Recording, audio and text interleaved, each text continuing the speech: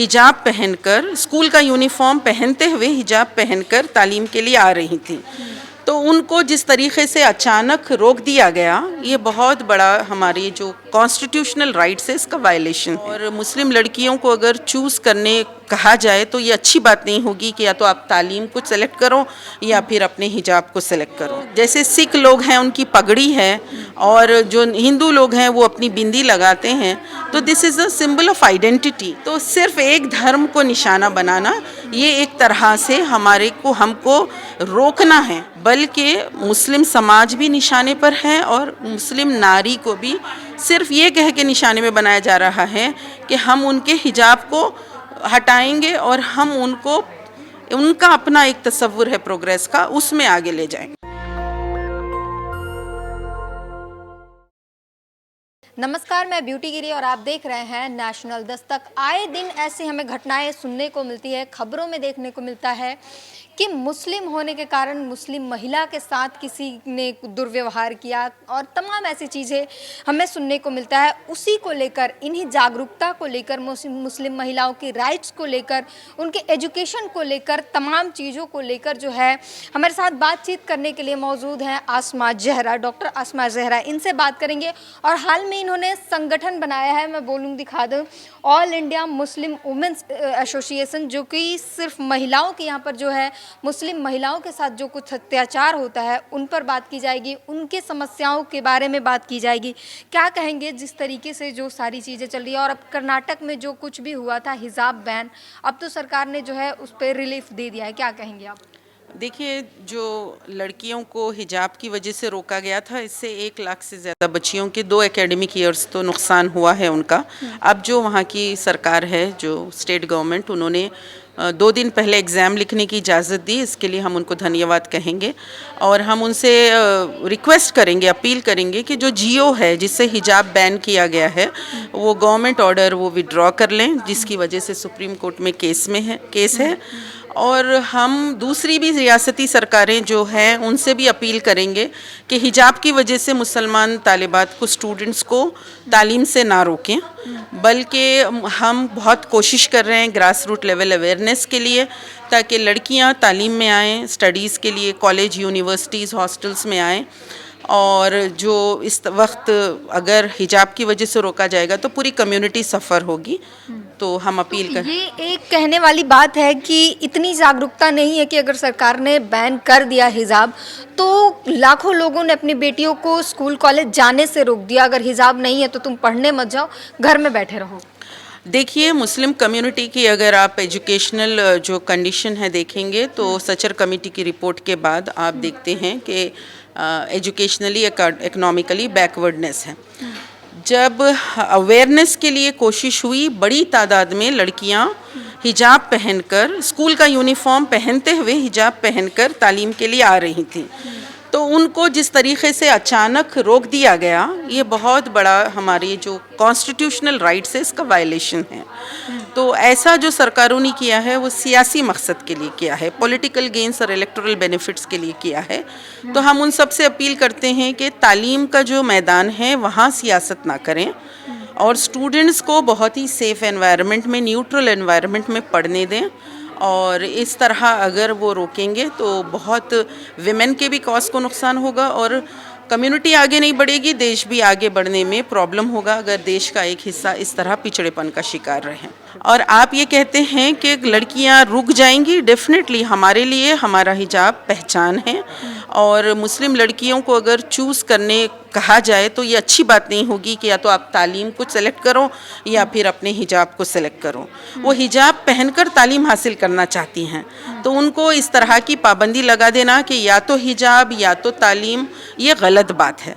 उन सरकारों को चाहिए कि उनके लिए इस तरह की पाबंदियां ना लगाएं, रोड ब्लॉक्स ना लगाएं। ठीक है, लेकिन एक तरफ दुनिया जहां मॉडर्निटी की तरफ आगे बढ़ रही है, वहां पर लड़कियों को आज भी हिजाब के अंदर बांध देना, उन्हें बांध कर रखना कहाँ तक सही है? हिजाब में कोई बांधा हुआ नहीं है। हम डॉक्टर्स हैं, हमारे साथ टीचर्स हैं, प्रोफेशनल्स हैं, हिजाब पहनकर हम अपनी तालीम आगे हासिल कर रहे हैं।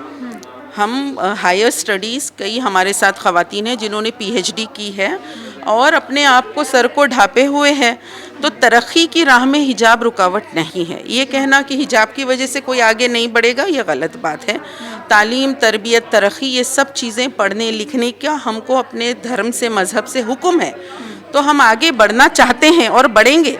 हमको इस वजह से कोई ये समझे कि तुम हिजाब पहनोगी तो तरक्की नहीं करोगी, ये गलत नोशन है, ये एक मिथ है। इसको हम पूरी तरह ब्रेक करना चाहते हैं और हम बताना चाहते हैं कि हिजाब पहनकर भी तरक्की आगे कर सकते हैं, डेवलपमेंट में आगे बढ़ सकते हैं। कहा जा रहा था उस टाइम, दलील दिया जा रहा था कि स्कूल में किसी भी धर्म का प्रदर्शन नहीं होता। हिजाब जो है इस्लाम का एक धार्मिक पोशाक है, तो अगर स्कूल में सारे बच्चे एक बराबर हैं तो सभी स्कूल ड्रेस पहने।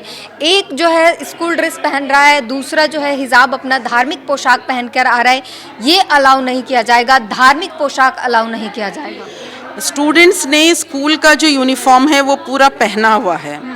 कर्नाटका की स्टूडेंट्स ने हिजाब अपना पूरा स्कूल यूनिफॉर्म पहनते हुए उसी कलर के दुपट्टे से उन्होंने सर को, गर्दन को, बाल को ढांका हुआ था। उन्होंने यूनिफॉर्म से मना नहीं किया था, बल्कि वो पहन रहे थे और जब से वो एडमिशन लिए उस वक्त से वो पहन रहे थे। अचानक उनको रोक दिया गया, जो उनके इम्तिहान से 3 महीने पहले एक बहुत बड़ा उनके सामने एक संकट खड़ा कर दिया गया। तो स्टूडेंट्स स्कूल के रूल्स रेगुलेशंस फॉलो करना चाहते हैं। दूसरे भी धर्म के जो लोग हैं वो भी अपनी जो भी प्रतीक है, उसका जो निशानी है या साइन है, वो पहनते हैं। तो जैसे सिख लोग हैं उनकी पगड़ी है, और जो हिंदू लोग हैं वो अपनी बिंदी लगाते हैं। तो this is a symbol of identity. ये कोई डिस्क्रिमिनेशन, ये भेदभाव के लिए नहीं है। हमारा कंट्री डाइवर्स है, प्लूरल है, हर संस्कृति, हर सभ्यता, हर चीज़, कल्चर, सिविलाइजेशन यहाँ पर है। तो हम सब एक दूसरे को यानी कई साल से, हज़ारों साल से यहाँ रह रहे हैं। तो अचानक एक दूसरे से इस तरह की सोच पैदा करना कि ये मज़हब की पहचान ना रखें, क्या स्कूल्स कॉलेजेस में अब क्योंकि त्यौहार है हिंदूज़ का, तो क्या पूजा वगैरह नहीं हो रही हैं? तो सब चीज़ें जैसे क्रिश्चियंस की सेलिब्रेशंस है तो क्या नहीं होते हैं? तो सिर्फ एक धर्म को निशाना बनाना, ये एक तरह से हमको रोकना है तरक्की की राहों से। तो हम यहाँ ये कहना चाहते हैं कि ये भेदभाव नहीं होना चाहिए। लड़कियाँ हिजाब पहनकर स्कूल कॉलेज आ रही हैं तो उनको आने दिया जाए, और वो पढ़ेंगी, आगे बढ़ेंगी, तो कम्युनिटी की भी बेहतरी होगी, देश का भी भला होगा। आपके कहने का मतलब है ये हिजाब पर बैन लगाना बीजेपी पार्टी और जो सरकार है उसकी राजनीतिक षड्यंत्र थे आपको रोकने की, मुस्लिम लड़कियों को एजुकेशन से दूर रखने का? जी, इस तरह की जैसा तलाक बिल आया, ये सब चीज़ें भेदभाव वाली जो चीज़ें हैं, इससे ज़रूर बीजेपी पार्टी को फ़ायदा पहुंचता है, लेकिन समाज में जो इसका नुकसान हो जाता है, और यंग स्टूडेंट्स जो अब बिल्कुल अपनी पढ़ाई की एक ऐसे मोड़ पर हैं कि 1 साल भी उनके लिए इम्पॉर्टेंट है, उनके लिए पूरी ज़िंदगी इससे प्रॉब्लम में आ जाती है अगर वो पढ़ाई से रोक दिए जाएं। तो ऐसे बहुत सारे यंगस्टर्स को और यूथ को बहुत प्रॉब्लम्स और इस वक्त फ्रस्ट्रेशन भी है कि क्यों हमको तरक्की में आगे बढ़ने नहीं दिया जा रहा। तो सियासी पार्टियां अपनी सियासत कर रही हैं, लेकिन इसकी वजह से जो यूथ में प्रॉब्लम्स आ रहे हैं, यंग गर्ल्स में प्रॉब्लम्स आ रहे हैं कि वो तालीम से रुक रही हैं। तो अपने कल्चर, अपने आइडेंटिटी, अपने ड्रेस के साथ उनको तालीम हासिल करने का उनको एनवायरनमेंट और मौका मिलना चाहिए, जो पहले से मिलता आ रहा है।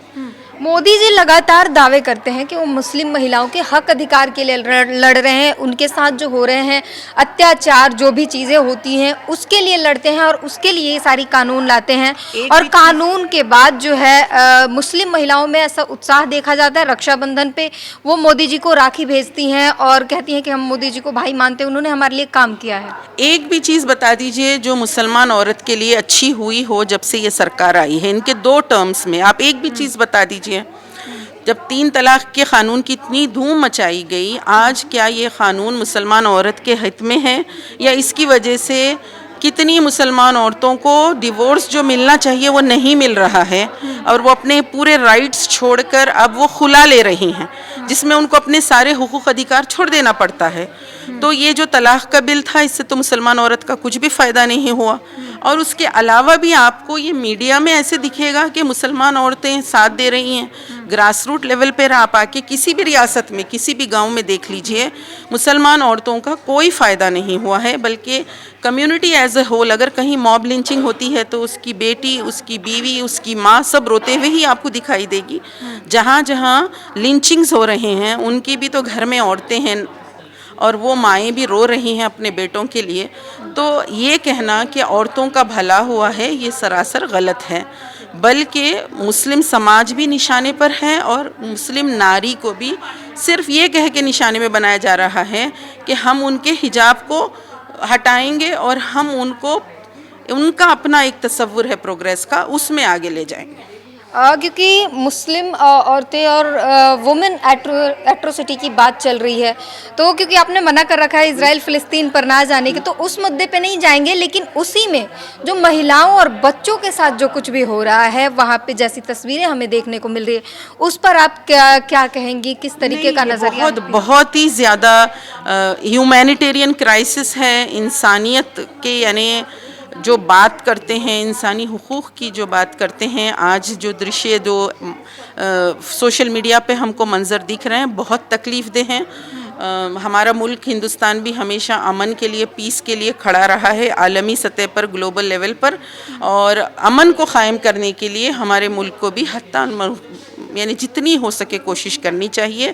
और है वो हमास पर है कि हमास जो है औरतें और बच्चों के साथ औरतों के साथ किडनैप करके उनके साथ बर्बरता कर रहा है। मजीद ये इश्यूज जो है ना, हम उस पे मजीद आपको नहीं बताना चाहते, क्योंकि ये औरतों की बात है, इसलिए मैंने औरतों की आपको बस ये बात मैं कहना चाहूँगी कि ये जब से हमारा मुल्क हिंदुस्तान आज़ाद हुआ 1947 और 1948 से ये मसला है, और हमारे जितने प्राइम मिनिस्टर्स रहे हैं, चाहे नेहरू जी हों या फिर उसके बाद इवन अटल बिहारी वाजपेयी तक, हमेशा फ़लस्तीनियों की आवाज़ हमने यूनाइटेड नेशन में उठाई है।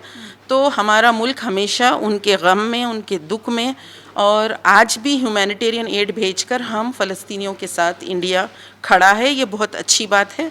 अगर हम थोड़ी अमन की भी कोशिश कर लें तो और ज़्यादा अच्छा होगा, बेहतरी होगी, और दुनिया भर में भी बहुत ज़्यादा हमारे मुल्क का नाम होगा।